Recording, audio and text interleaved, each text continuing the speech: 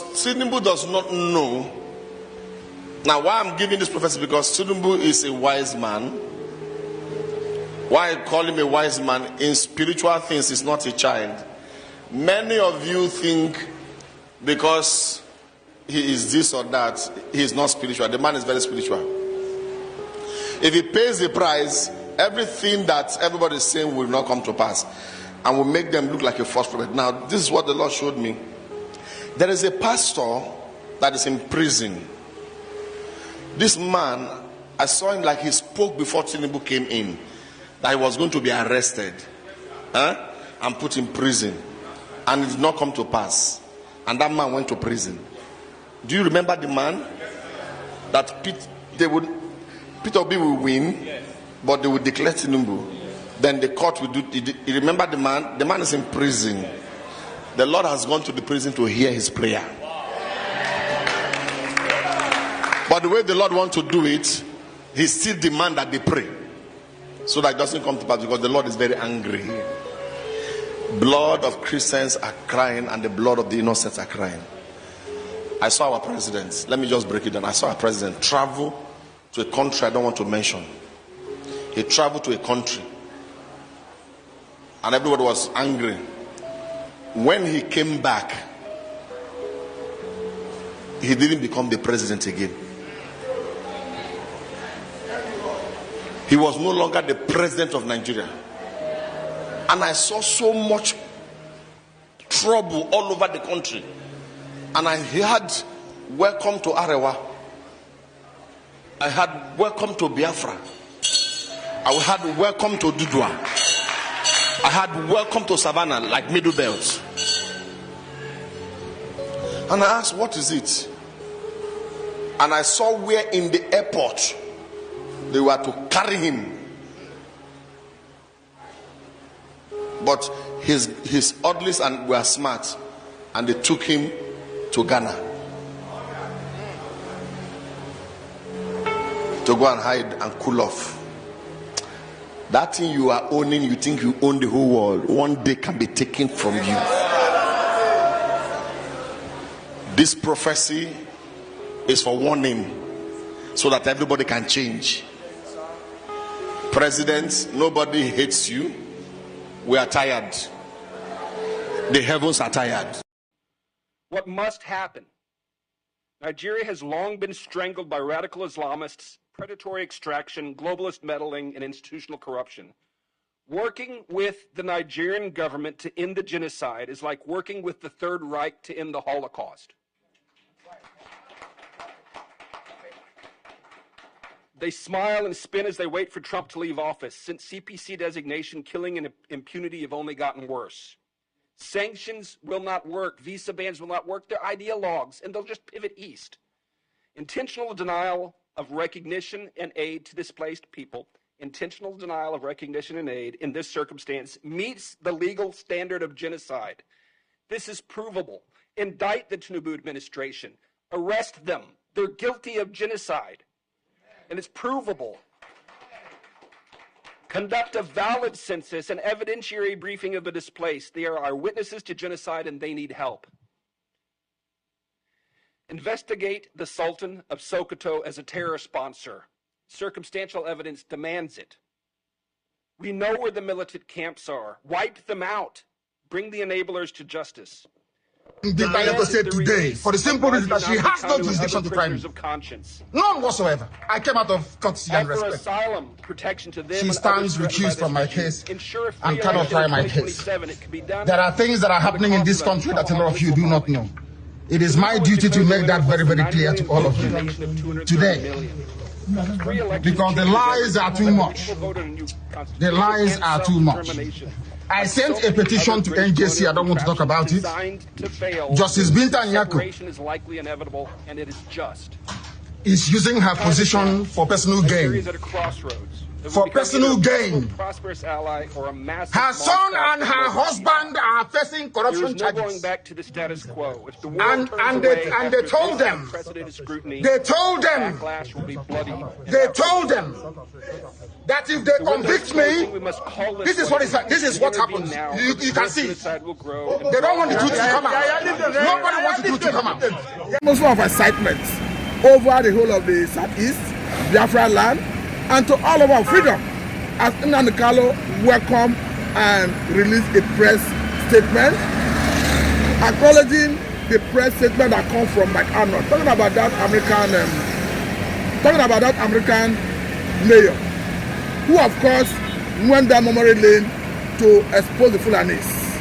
Nnamdi Kanu is identified with him directly, and the whole Biafrans are celebrating the tsunami of success that's coming from this angle.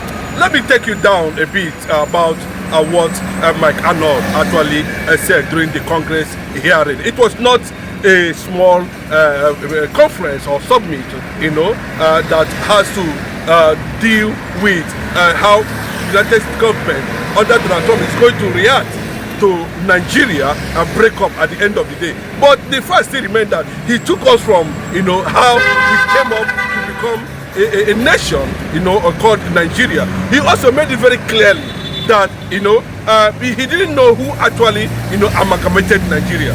That Nigeria should be actually amalgamated. Because if you look at the story of our so-called founding fathers, from Tafawa Balewa, Awolowo, and Dr. Nnamdi Azikiwe, none of them were born when Nigeria was, actually was amalgamated or possibly came into existence. So who and who did they actually consult before the British government take that stand? And that is why Mike Arnold is saying that Britain should be responsible and compensate Biafra with so much more amount of money running into trillions of pounds for the conspiracy the civilized world has come to identify. Justice in this regard, cannot be said because it is late that justice cannot come. Justice can come at any time, and that is what we are clearly, seeing from that press release credited to Mike Arnold and to Nnamdi Kanu reaction. It was how would I describe it? A breathtaking moment for not only Nnamdi Kanu, for Biafrans all over the world, and of course the position of the United States government on the unfortunate incident. How Nnamdi Kanu was, that judgment was passed on Nnamdi. Remember too, the same Mike Arnold made it very clear that possibility that the United States government might act on Bola Ahmed Tinubu's past records in United States of America. But let me just tell you, the court have ordered that the drug fight should be released with immediate effect. Now, how do you react to the statement that came from Mike Arnold? Talking about Sultan of Sokoto, this current one, being the 18th descendant of Opa Datolo and indicting him of part of the Fulani agenda. Yes, very clearly, you cannot wish that away from them, because that is why the report is saying that it actually started from there.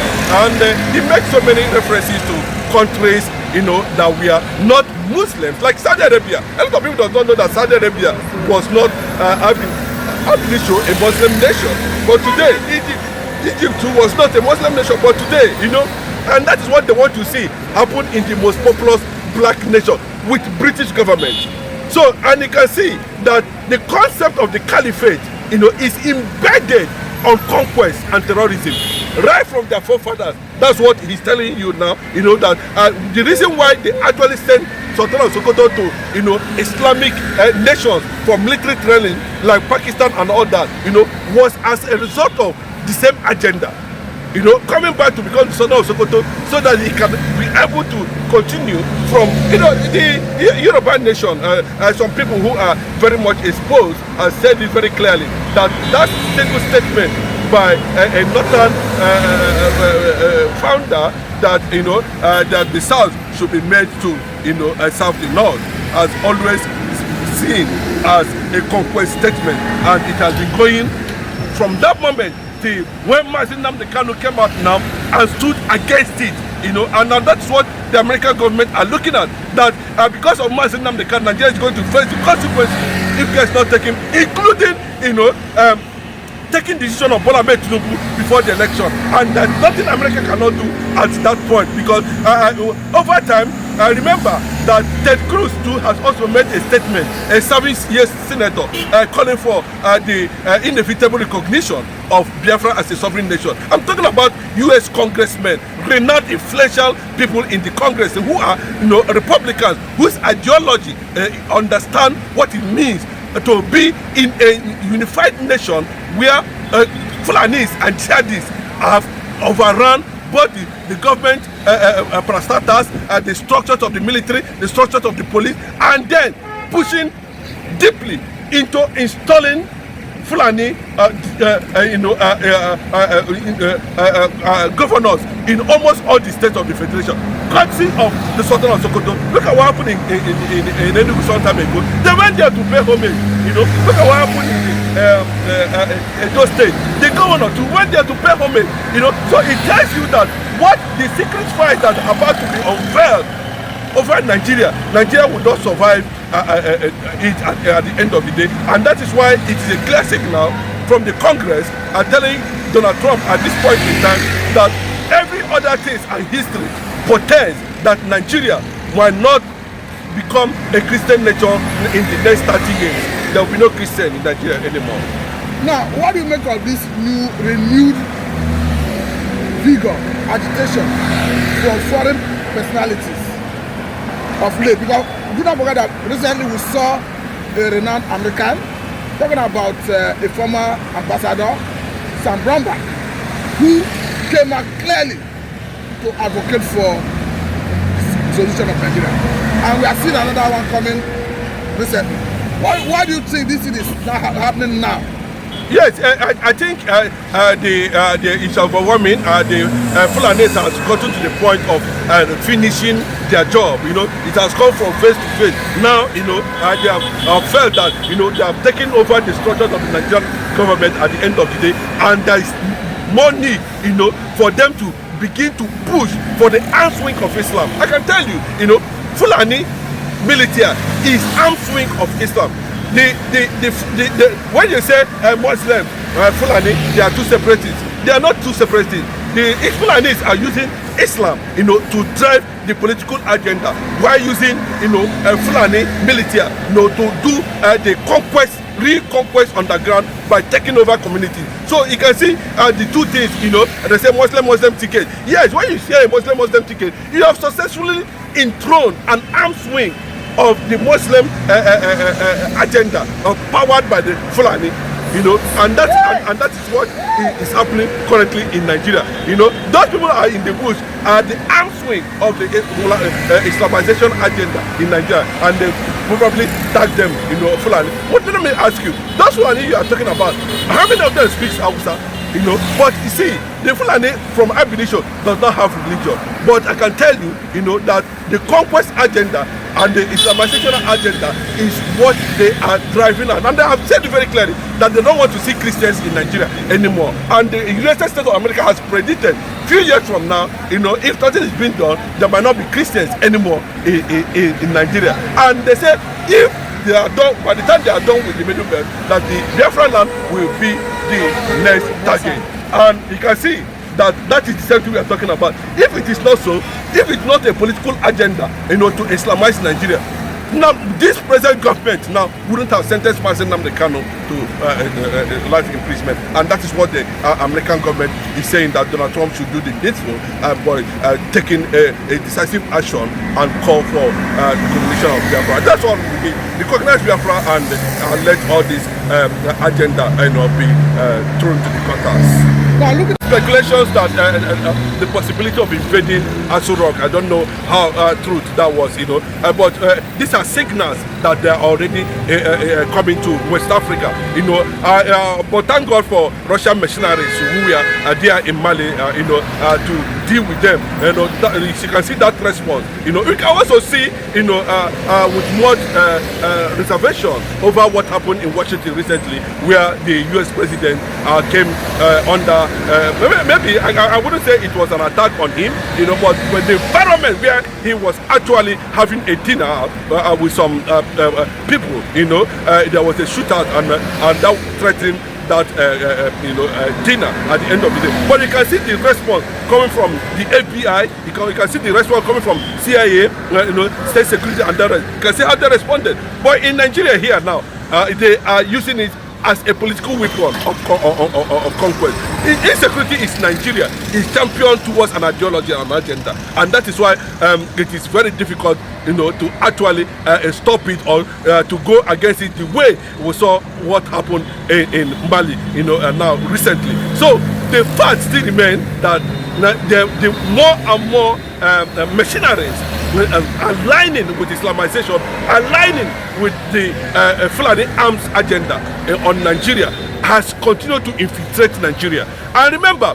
why it is very volatile and hostile at the end of the day is that within the northern political structure and space, we are seeing these children who are growing up today experiencing conflict, experiencing banditry, experiencing, you know, insecurity, and they are definitely going to grow with it, and it will also become dangerous to the society. And not only that, we are seeing the government of this country to, you know, adding, fueling insecurity by, you know, granting less than 1,000 repentant, whatever they call them, you know. And where are they going to deploy those people in the part of the country now? So they are breeding insecurity, and these people are also bringing, breeding part of the ideology to conquer Nigeria. The reason why the United States of America is talking about the release of Mazi Nnamdi Kanu is very, very obvious, you know, because I think to an extent, even the Hausa youth, you know, are praising Mazi Nnamdi Kanu. The Middle Belters are some knowledgeable Yoruba people. I'm not talking about this, I don't want to use that word anyway, you know, but some of them who feel that they are enlightened are now saying no, that is not correct, and that's why we are seeing some of them reacting from the diaspora, you know, that I think has gotten to the point that Nigeria can no longer be recognized again as a nation, as an existing nation. And remember, the same federal government now has threatened to, you know, boycott about 8 states not to participate in the election. So what does that tell you? You know, it tells you that they are creating more room and more room for insecurity. Now look at the anything that will keep Nigeria, you know, together as one nation keeps the Fulani agenda and Islamization agenda intact. I repeat, anything that is going to keep Nigeria together, without restructuring or whatever, is definitely going to keep, you know, the Fulanization agenda and the Islamic agenda alive. What Nigeria did now is that, having realized that, you know, Nigerians were not consulted during the amalgamation, there's need to de-amalgamate Nigeria. And that is the first thing they need to do. Awolowo, Azikiwe, and all the rest of them, we are not even consulted. Look the other way around. So I think it is time for a more superior power and to look into Nigerian issue before it becomes a conflict prone area where people, you know, were careless, like what we saw during Nigeria Biafra war. The whole world was just careless, you know, over what was happening. And